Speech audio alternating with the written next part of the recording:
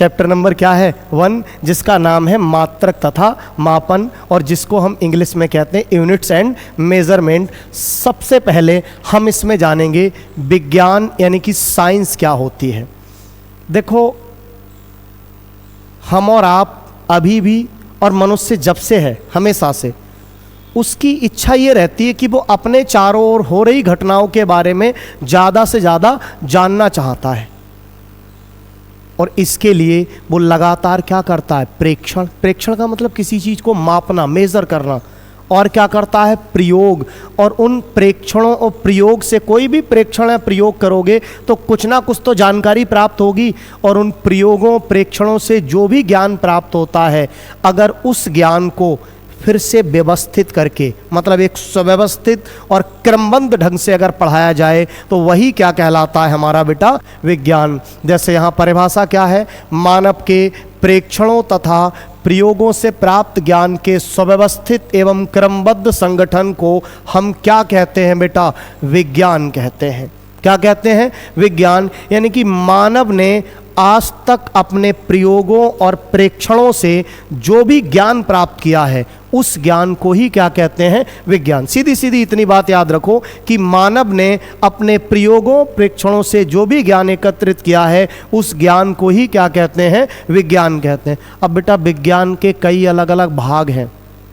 भाग या भागों को बोलते हैं बेटा शाखाएं। शाखा का मतलब भी तो भाग ही होता है। जैसे SBI बैंक की शाखा है, ये पंजाब नेशनल बैंक की शाखा। शाखा का मतलब भाग। तो विज्ञान के भी कई भाग हैं, जैसे रसायन विज्ञान, जीव विज्ञान। उसमें ही एक भाग कौन सा है, भौतिक विज्ञान, जिसे इंग्लिश में हम लोग क्या कहते हैं, फिजिक्स कहते हैं। क्या कहते हैं, फिजिक्स कहते हैं। अब फिजिक्स क्या है, फिजिक्स को अगर समझना है तो समझो बेटा, जो भौतिक है ये वास्तव में संस्कृत का शब्द है। किसका शब्द है, संस्कृत का। अगर शुद्ध हिंदी में इसका मतलब जाने तो भौतिक का मतलब होता है प्रकृति। क्या होता है, पहले के समय में भौतिक विज्ञान को प्राकृतिक विज्ञान भी कहते थे। क्या कहते थे, अब आप समझ गए होंगे भौतिक विज्ञान क्या है। विज्ञान की वह शाखा या वह भाग जिसमें हम प्रकृति या कह दो प्राकृतिक घटनाओं के बारे में पढ़ेंगे, वो भाग ही क्या कहलाता है, भौतिक विज्ञान। अब प्राकृतिक घटनाएं जानते हो क्या होती हैं, जो घटनाएं अपने आप होती हैं, हमारा आपका कोई कंट्रोल, जैसे दिन और रात का होना।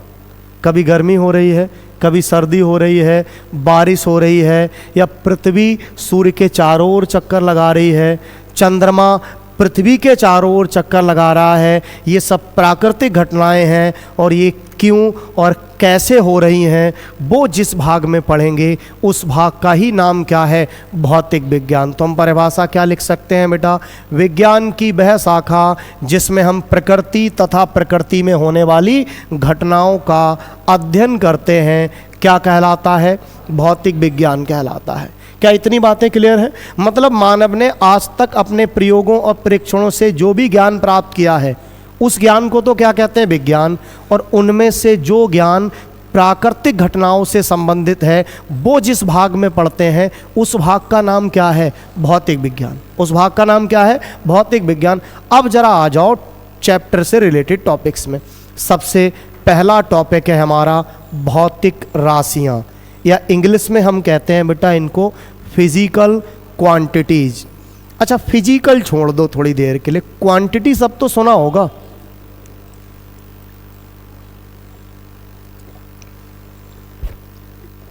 क्या होती है क्वांटिटी, बताओ बेटा। क्वांटिटी, हाँ राशि तो कह रहे हैं, आप अपनी शुद्ध भाषा में बताओ। क्वांटिटी, क्वांटिटी तो सुना होगा। क्वांटिटी का मतलब किसी भी पदार्थ की मात्रा।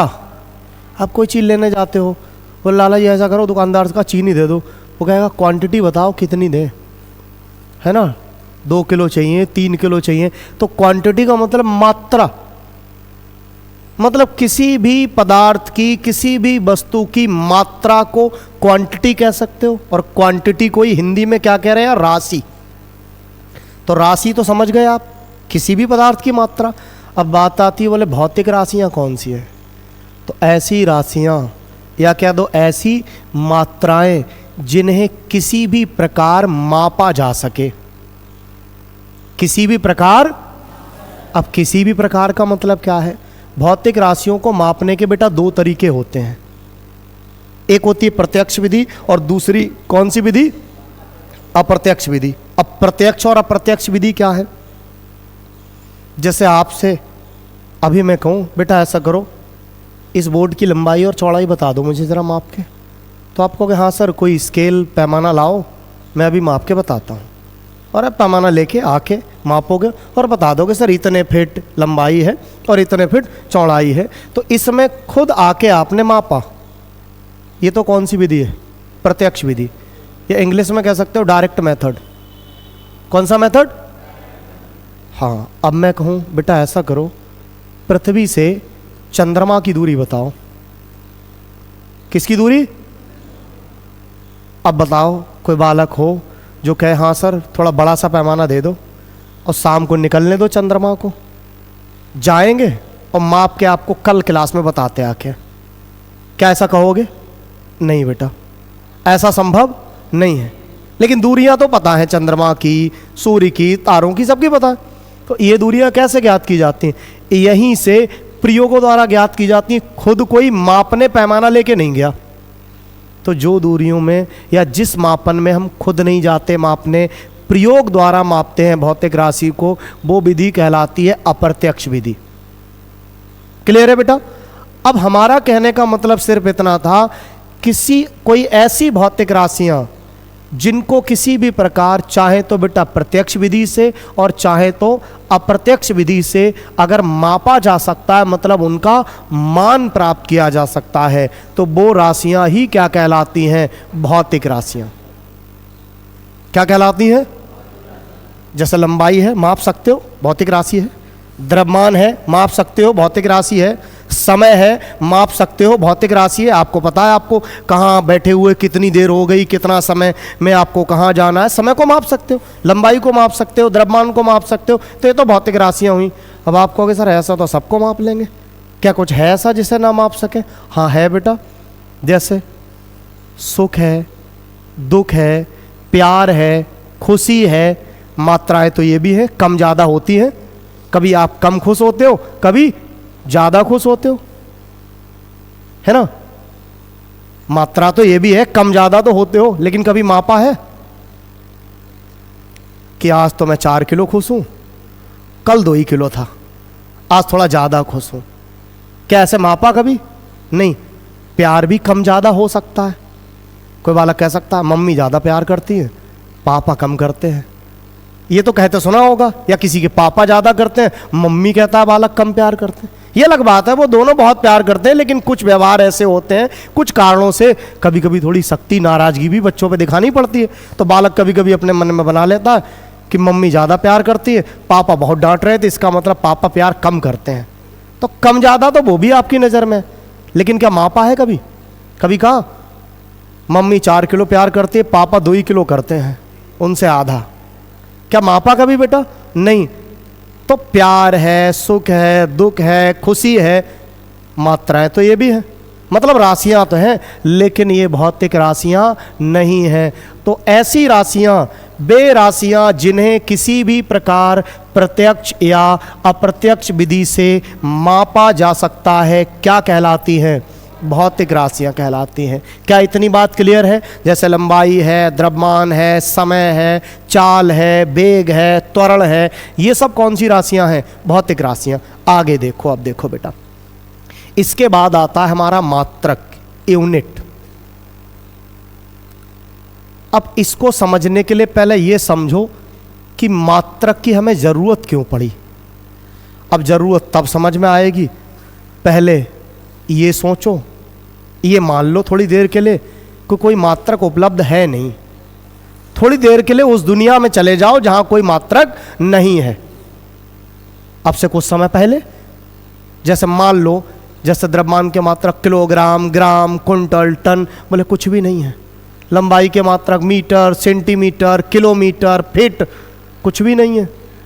समय का मात्रक सेकंड, मिनट, घंटा, दिन, वर्ष कुछ भी नहीं है। तो अब जरा बताओ, दुकान पे कुछ चीज़ लेने गए, कैसे खरीद पाओगे? चीनी लेने गए, अभी कहते हो लाला 1 किलो दे दो, 2 किलो, उसके हिसाब से तुम पैसे देते हो और लाला जी चीनी दे देते हैं। अब बताओ, अगर मात्रक नहीं होता किलोग्राम, तो क्या बिक्री हो पाती किसी चीज़ की? या आपस में किसी चीज़ का भाई भाई में, अब परिवार में बंटवारा होना है, माप लिया भाई इतना तुम्हारे हिस्से में आया, इतना हमारे हिस्से में आया। तो किसी चीज़ की बिक्री, लेन देन, बंटवारा क्या बिना मात्रक के संभव है? नहीं। तो इसको संभव बनाने के लिए ही किसकी ज़रूरत पड़ी? मात्रक की। अब मात्रक बनाया कैसे? कैसे बनाया जाता है? जिस भौतिक राशि को मापना होता है उसका एक नियत, एक निश्चित मान लेते हैं बेटा, मात्रा लो उसकी कोई निश्चित मात्रा, और उस निश्चित मात्रा को क्या दे दो? कोई नाम। क्या दे दो? कोई नाम। बिल्कुल वैसे ही जैसे मम्मी पापा ने तुम्हें नाम दे दिया, जैसे तुम्हारे मम्मी पापा ने तुम्हें बचपन में नाम दिया था, ऐसे ही किसी भौतिक राशि की एक नियत मात्रा लो और उसे कोई क्या दे दो? नाम। वो नाम ही उस भौतिक राशि का क्या कहलाता है? मात्रक। जैसे द्रव्यमान का मात्रक किलोग्राम है, तो क्या हुआ होगा, किसी वैज्ञानिक को द्रव्यमान मापना होगा, तो द्रव्यमान मापने के लिए जितना आप अभी किलोग्राम पढ़ते हो, ये उतना ही द्रव्यमान लिया होगा, और उतने द्रव्यमान को उसने नाम क्या दे दिया होगा? किलोग्राम। क्या नाम दे दिया?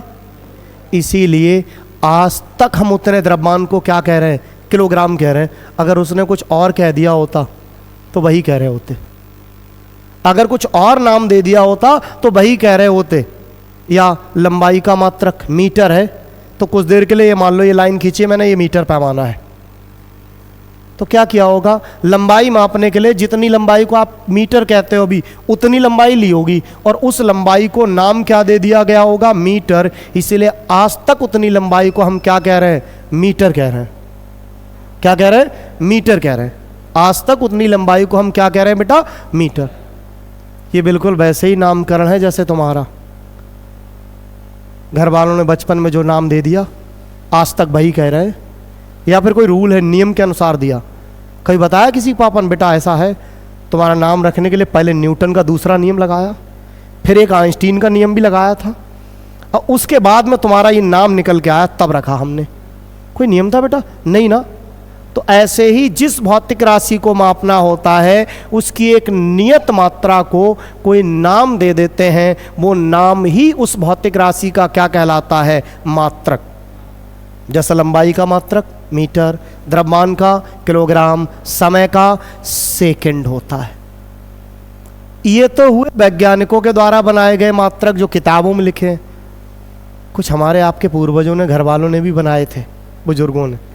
अगर आपने सुना हो, अगर गांव देहात से आते होंगे तो सुना होगा, नहीं सुना हो तो बाबा दादी से पूछ लेना जाके, या किसी बुजुर्ग व्यक्ति से। हमारे घरेलू तौर पे एक मात्रक चलता है द्रव्यमान का, धरी पसेरी। धरी पसेरी, पसेरी पे चर्चा कर लो। हमारे यहाँ, हमारे क्षेत्र में 3 किलो को पसेरी कहते हैं।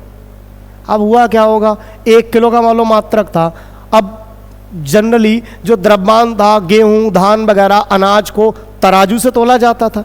अब तराजू का जो साइज होता है उसमें लगभग ये जो हमारे मटेरियल होते हैं 3 से 4 किलो आ जाते हैं, इतना बड़ा होता है। तो उन्होंने कहा होगा 1 किलो से काम नहीं चल रहा है, तो किसी पूर्वज ने, बुजुर्ग व्यक्ति ने क्या किया होगा, 1-1 किलो को कितनी बार तोला होगा? हमारे यहाँ 3 बार। और कितना?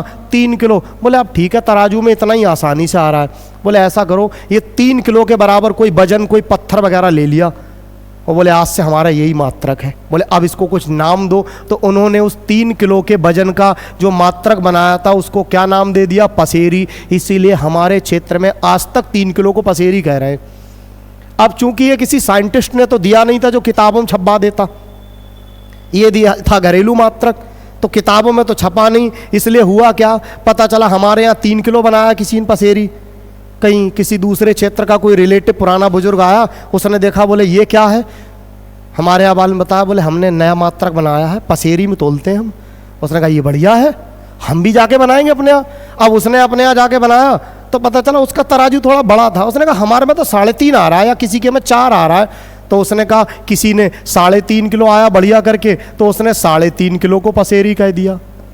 किसी क्षेत्र में कहीं किसी के तराजू में 4 किलो बढ़िया से आ गया, तो उसने 4 किलो को पसेरी कह दिया। इसलिए पसेरी निश्चित नहीं है। कुछ क्षेत्रों में बेटा हमारे यहाँ 3 किलो का होता है, कहीं अलग दूसरे क्षेत्रों में देखो कहीं 3.5 किलो का होता है, कहीं 4 किलो का होता है। तो मात्रक का मतलब है जिस भौतिक राशि को मापना है उसकी एक निश्चित एक नियत मात्रा लो और उसे कोई क्या दे दो, नाम। वो नाम ही उसका क्या कहलाएगा, मात्रक। जैसे यहाँ देखो, किसी भौतिक राशि के एक नियत मान को कोई नाम दे देते हैं, इसे ही उस भौतिक राशि का क्या कहते हैं। जैसे लंबाई का मात्रक मीटर, द्रव्यमान का मात्रक किलोग्राम तथा समय का मात्रक सेकंड होता है। अब बात आती है आंकिक मान या न्यूमेरिकल वैल्यू क्या होती है, ये समझो क्या होती है। मान लो कुछ देर के लिए ये एक क्षण है, क्या है ये, एक जिसकी लंबाई है 5 मीटर। ये लो 1, ये 2, ये 3 और ये 4 और ये है 5 मीटर। कितने मीटर। अब कुछ देर के लिए हमारे हाथ में ये जो पेन है, इसको पेन नहीं मान लो मीटर पैमाना, क्या मान लो। तो अगर इस मीटर पैमाने मतलब इसके मात्रक से, ये मात्रक ही तो है इसका लंबाई का, अगर इससे मापें तो कैसे मापेंगे, 1 मीटर, 2 मीटर, 3 मीटर, 4 मीटर और ये, मतलब इसे मापने में क्षण को इसका मात्रक जो मीटर है वो कितनी बार प्रयुक्त हुआ, तो ये 5 ही इसका क्या हो गया, आंकिक मान। क्या हो गया बेटा।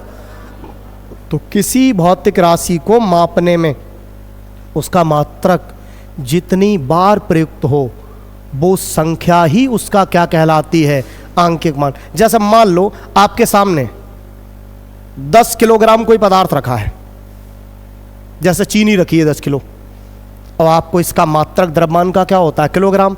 किलोग्राम का बाट दे दिया जाए, कहा जाए मापो, तो कैसे मापोगे, 1 किलो, 2 किलो, 3 किलो, ऐसे ही धीरे धीरे 10 किलो। तो किलो उसको मापने में कितनी बार प्रयुक्त हुआ, तो मात्रक तो क्या है उसका किलोग्राम, और 10 जितनी बार वो प्रयुक्त हुआ वो 10 ही उसका क्या कहलाएगा, आंकिक मान। जैसे यहाँ परिभाषा पर ध्यान दो, किसी भौतिक राशि को मापने में इसका मात्रक जितनी बार प्रयुक्त होता है, इसका मात्रक जितनी बार प्रयुक्त होता है उसे उस भौतिक राशि का क्या कहते हैं, आंकिक मान। जैसे यदि किसी क्षण की लंबाई है, ये एग्जाम्पल जो मैंने अभी समझाया, किसी क्षण की लंबाई कितने मीटर है, तो इसका अर्थ ये है कि क्षण को मापने में इसका मात्रक मीटर कितनी बार प्रयुक्त होगा, 5 बार। अतः क्षण की लंबाई का आंकिक मान कितना होगा, 5 होगा।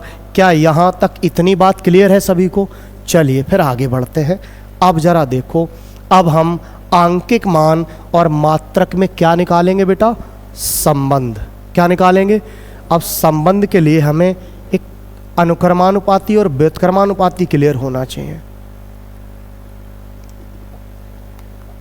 क्या क्लियर होना चाहिए, एक तो अनुक्रमानुपाती और बेटा व्युत्क्रमानुपाती। इसको अलग समझ लो जरा।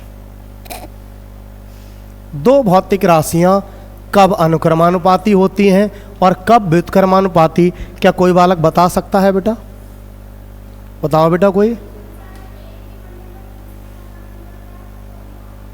हाँ ठीक है, अगर कोई दो भौतिक राशियों में संबंध इस तरह से हो बेटा कि अगर एक भौतिक राशि बढ़े तो दूसरी भी बढ़े और एक घटे तो दूसरी भी, तो ऐसी भौतिक राशियां एक दूसरे के अनुक्रमानुपाती, मतलब जो परिवर्तन एक में हो वही दूसरे में, अगर एक बढ़े तो दूसरा भी बढ़े और एक घटे तो दूसरा भी घटे, तो वो एक दूसरे के अनुक्रमानुपाती या समानुपाती कहलाती हैं। क्या कहलाती हैं, समानुपाती। जैसे यहां समझ लो, अगर x के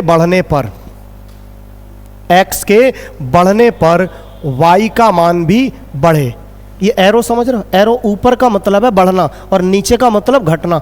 अगर x के बढ़ने पर y का मान बढ़े या x के घटने पर y का मान भी घटे, तब ये x और y एक दूसरे के क्या कहलाएंगे? अनुक्रमानुपाती। लिखेंगे कैसे? x, ये अनुक्रमानुपाती का चिन्ह है, सामने y, और इसे पढ़ेंगे क्या बेटा? x अनुक्रमानुपाती, x अनुक्रमानुपाती या समानुपाती,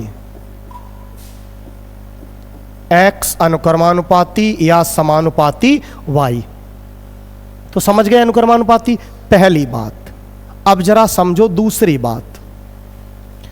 अगर कोई दो भौतिक राशियां ऐसी हैं कि पता चला एक बढ़ रहा है तो दूसरा घट रहा है, या एक घट रहा है तो दूसरा, मतलब एक के परिवर्तन होने पर दूसरे में उल्टा परिवर्तन हो रहा है, एक बढ़े तो दूसरा घटे, या एक घटे तो दूसरा, तो वो भौतिक राशियां एक दूसरे के क्या कहलाएंगी? व्युत्क्रमानुपाती। कैसे लिखते हैं वो समझ लो। अगर ऐसी भौतिक राशियां हो कि x बढ़े तो पता चला y का मान घट रहा है, या ऐसे भी कह सकते हैं अगर x घटे तो y का मान बढ़े, यानी कि x के बढ़ने पर y घटे या x के घटने पर एरो नीचे का मतलब x घट रहा है तो y बढ़ रहा है। तो ऐसी भौतिक राशियां एक दूसरे के क्या होती हैं बच्चों? व्युत्क्रमानुपाती। क्या होती हैं? व्युत्क्रमानुपाती। लिखते कैसे? x व्युत्क्रमानुपाती, चिन्ह वही होगा जो अनुक्रमानुपाती का, वही व्युत्क्रमानुपाती का सेम चिन्ह है, बस व्युत्क्रमानुपाती में बटे में लिखते हैं, अपॉन में। अब इसको पढ़ोगे क्या? कुछ बच्चे गलती कर देते हैं और पढ़ देते हैं x व्युत्क्रमानुपाती 1/y। ये गलत हो गया भाई। व्युत्क्रमानुपाती में ही बटे शामिल होता है, हमें बटे बोलने की जरूरत नहीं है। तो हम इसको क्या पढ़ेंगे बेटा? x व्युत्क्रमानुपाती, x व्युत्क्रमानुपाती y, x व्युत्क्रमानुपाती y, ना कि 1/y।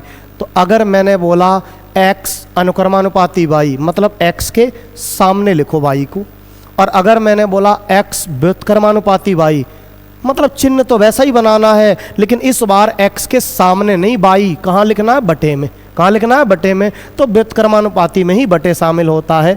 क्या इतनी बात क्लियर है बेटा? अगर आप इतनी बात समझ गए तो अब हम आसानी से मात्रक और आंकिक मान में संबंध निकाल सकते हैं। कैसे निकालोगे? समझो, हमें किसमें संबंध चाहिए बेटा? मात्रक में, और किसमें बेटा? आंकिक मान में। अभी हमने एक एग्जाम्पल लिया था क्षण का, वही ले लेते हैं। जैसे ये एक क्षण थी हमारी, कितने मीटर लंबी? 5 मीटर।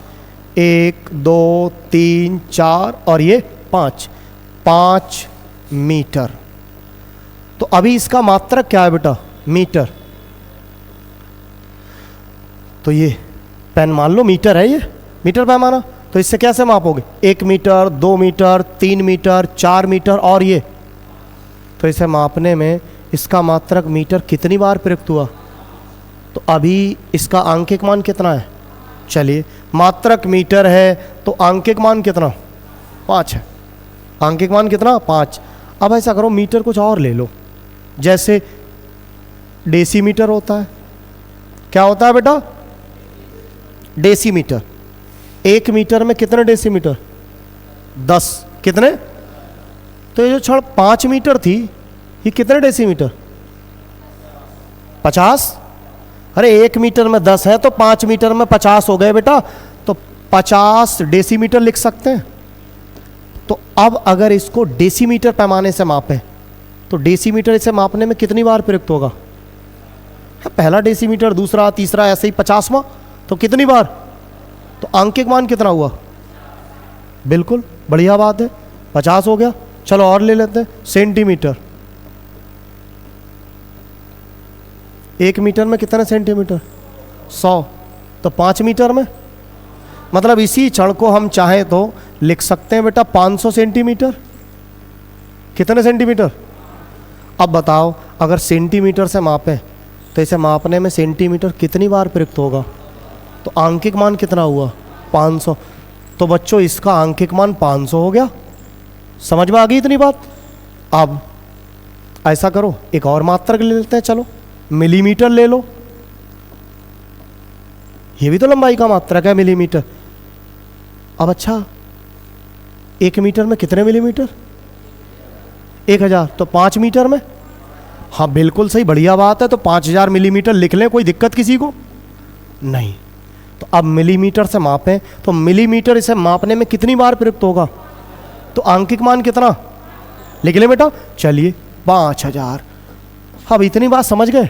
इतनी बात समझ गए तो संबंध तो अपने आप निकल आएगा, फिर क्या दिक्कत वाली बात है? जरा ध्यान दो, सबसे बड़ा मात्रक कौन सा है इनमें? मात्रक बताओ इनमें से। मीटर है। ये 1 मीटर में 10 होते हैं, मतलब उसका 10वां हिस्सा है। और ये 100वां और ये 1000वां। तो सबसे बड़ा मात्रक कौन है? मीटर। उससे छोटा डेसीमीटर, उससे छोटा सेंटीमीटर, उससे छोटा, मतलब अगर हम ऐसे करके नीचे आए तो मात्रक छोटा हो रहा है कि बड़ा हो रहा है? छोटा हो रहा है। सबसे बड़ा, उससे छोटा, उससे छोटा, उससे छोटा, छोटा हो रहा है, मतलब ये कम हो रहा है। छोटा हो रहा है या कह दो कम हो रहा है, एक ही तो बात है बेटा। अच्छा ठीक, इधर देखो, सबसे बड़ा मात्रक मीटर, आंकिक मान कितना? 5। थोड़ा छोटा लिया डेसीमीटर, आंकिक मान कितना हो गया? बढ़ के 50 हो गया। और छोटा मात्रक सेंटीमीटर, आंकिक मान और बढ़ के 500। और छोटा मात्रक मिलीमीटर, आंकिक मान और बढ़ के 5000। यानी कि जैसे जैसे मात्रक छोटा हो रहा है या कम हो रहा है, क्या आंकिक मान वैसे ही बढ़ रहा है? क्या हो रहा है बेटा? बढ़ रहा है। क्या हो रहा है? बढ़ रहा है। तो एक के कम होने पर दूसरा बढ़ रहा है, तो संबंध क्या? अगर एक के कम होने पर दूसरा बढ़े तो क्या? अनुक्रमानुपाती कि व्युत्क्रमानुपाती? व्युत्क्रमानुपाती। क्या होगा? भाई तो लिखा है संबंध में, किसी भौतिक राशि का आंकिक मान, न्यूमेरिकल वैल्यू कहते हैं, इसलिए एन से लिख लेंगे, उसके संगत मात्रक, संगत का मतलब साथ वाले, जैसे 5 के संगत कौन है? मीटर। 50 के संगत कौन है? डेसीमीटर। 500 के सेंटीमीटर। 5000 के मिलीमीटर। उसके संगत मात्रक, मात्रक को इंग्लिश में यूनिट कहते हैं, तो किससे लिख लिया? यू के। क्या होता है? व्युत्क्रमानुपाती होता है। क्या इतनी बात समझ गए? तो किसी भौतिक राशि का आंकिक मान, उसके संगत मात्रक यू के क्या होता है? व्युत्क्रमानुपाती। इस बात को समझ गए आप लोग सभी? क्लियर है यहाँ तक? चलिए फिर आगे बढ़ते हैं। तो यहाँ से हमें पता चला, अर्थात क्या लिख सकते हैं? जो किसी भौतिक राशि का आंकिक मान है, क्या है बेटा? आंकिक मान। वो व्युत्क्रमानुपाती किसके है? उसके व्युत्क्रमानुपाती किसके है बेटा? मात्रक के। तो व्युत्क्रमानुपाती तो कहाँ लिखें? सामने लिखें कि बटे में लिखें? बटे में लिखें। कहाँ लिखें? बटे में। तो व्युत्क्रमानुपाती किसके है? मात्रक के। तो आंकिक मान को चाहे तो किससे लिख सकते हैं? एन से। ये व्युत्क्रमानुपाती किसके? मात्रक के, मतलब यू के। अब जरा यहाँ ध्यान देने वाली बात है, अनुक्रमानुपाती या व्युत्क्रमानुपाती का चिन्ह हटा के जब भी बराबर का चिन्ह लगाएंगे, किसका चिन्ह? तो दूसरी ओर हमेशा आता है एक नियतांक। ये अलग बात है, अलग अलग जगहों पर अलग अलग सूत्रों में ये नियतांक अलग अलग होगा, लेकिन ये कन्फर्म है, जब भी अनुक्रमानुपाती या व्युत्क्रमानुपाती हटाएंगे तो दूसरी ओर क्या आएगा? एक नियतांक। हटाकर अगर बराबर का चिन्ह लगा रहे हैं तो दूसरी ओर क्या आएगा? एक नियतांक। तो n बराबर क्या बेटा? एक नियतांक आ जाना चाहिए। क्या आ जाना चाहिए? नियतांक। और बटे में क्या है? u। तो यहाँ से ध्यान दो, n, ये u इधर लाओ, कहाँ आएगा? ऐसे क्रॉस मल्टीप्लाई तो होती है बेटा, नीचे वाला कहाँ जाता है? ऊपर। तो n into you, n into you बराबर क्या? नियतांक। n इंटू यू बराबर क्या? नियतांक। इसका मतलब समझ रहे हो? किसी भौतिक राशि के आंकिक मान और उसके संगत मात्रक का जो गुणनफल है, ये गुणनफल ही तो है, वो बराबर किसके है? नियतांक के। मतलब ये हमेशा नियत रहता है। नियत रहने का मतलब इन दोनों का गुणनफल जितना पहले मात्रक में उतना ही दूसरे में, उतना ही तीसरे में। जैसे अभी जो 5 मीटर था वही बराबर किसके है? 50 डेसीमीटर के। या वही बराबर किसके है? 500 सेंटीमीटर के। या वही बराबर किसके है? 5000 मिलीमीटर। 5000 मिलीमीटर के। 5000 किसके है बेटा? मिलीमीटर। 5000 मिलीमीटर। वही बराबर किसके है? 5000 मिलीमीटर। वही बराबर किसके है? 5000 मिलीमीटर बराबर है 5000 मिलीमीटर। मतलब आंकिक मान और उसके संगत मात्रक का गुणनफल हमेशा नियत रहता है। जो पहले मात्रक में होगा वही दूसरे में, वही तीसरे में, वही चौथे में, इन दोनों का गुणनफल नियत रहता है। अच्छा, नियत रहने का मतलब अगर जनरल फार्मूला लिखें तो मान लो किसी n1 आंकिक मान है किसी u1 मात्रक में, किसमें बेटा? u1 में, और किसी n2 है किसी दूसरे मात्रक u2 में। दूसरे मात्रक किसमें? u2 में। तो अगर इस रूल के अनुसार आंकिक मान और मात्रक का गुणनफल क्या रहता है? नियत। नियत रहने का मतलब जितना गुणनफल पहले मात्रक में उतना ही दूसरे में। तो ये अगर इनमें संबंध निकालें तो पहले मात्रक में गुणनफल कितना हुआ? n1 u1, दूसरे में कितना हुआ? n2 u2। और अगर ये गुणनफल नियत रहता है इसका मतलब n1 u1 बराबर किसके होगा? n2 u2। n1 u1 बराबर किसके होगा? n2 u2। ये बिल्कुल ऐसे ही है जैसे इतने मान पर ध्यान दे लो। यहाँ 5 मीटर बराबर किसके है? 50 डेसीमीटर के। तो पहला वाला ये आंकिक मान किससे लिख लो? n1 से, और ये दूसरा वाला किससे लिख लो? n2 से। ये पहला मात्रक किससे लिख लो? u1 से, और दूसरा मात्रक किसके लिख लो? u2 से। तो n1 u1 बराबर किसके हो गया? n2 u2। n1 u1 बराबर किसके? n2 u2। ये संबंध बेटा इस चैप्टर के न्यूमेरिकल्स में काम में आने वाला है। क्लियर है बेटा? तो आज के लिए हम लोग यहीं तक पढ़ेंगे, बाकी का अगले लेक्चर में देखेंगे। ठीक है बेटा?